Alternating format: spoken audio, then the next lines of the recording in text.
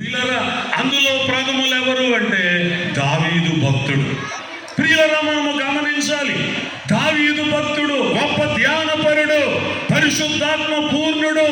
దేవుడిచ్చిన పరిశుద్ధాత్మను ఆయన కోల్పోకుండా, పోగొట్టుకొనకుండా తాను బ్రతికిన కాలమంతా ఆ పరిశుద్ధాత్మ బలముతో, ఆ పరిశుద్ధాత్మ శక్తితో దేవుని మహిమ కొరకు, దేవుని ప్రజల యొక్క రాజ్య విస్తరణ కొరకు ఎంతగానో పోరాడినటువంటి గొప్ప పోరాట యోధుడు దావీదు.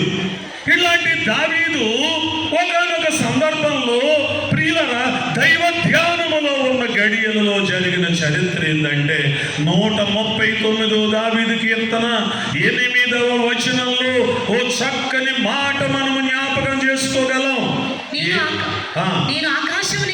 నేను ఆకాశమునకు ఎక్కినను, నీవు అక్కడను ఉన్నావు. నేను పాతాళమందు పండుకొనినను, నీవు అక్కడను ఉన్నావు. చూడండి, గమనించాలి. దావీదు అంటాడు, అయ్యా నేను ఆకాశమునకు ఎక్కి వెళ్ళిన. చాలా మంది అంటారు, ఇదేంటి బతికున్నాడుగా, అంతఃపురంలో ఉన్నాడుగా, ఎంత భక్తుడైతే, ఎంత కీర్తనకారుడైతే, ఎంత ప్రార్థనాపరుడైతే మాత్రం దావీదు ఆకాశమునకు ఎలా ఎక్కి వెళ్ళగలిగాడు? దేవుని పిల్లలారా, ఇది మనం గుర్తుంచుకోవాలి, ఇది మనం నేర్చుకోవాలి. ఎలా అంటే, దావీదు కొన్ని వరములు కలిగిన వాడు, దావీదు కొన్ని వరములు అందుకున్నవాడు. ఆ వరాలే బైబిల్లో ఉన్నవి.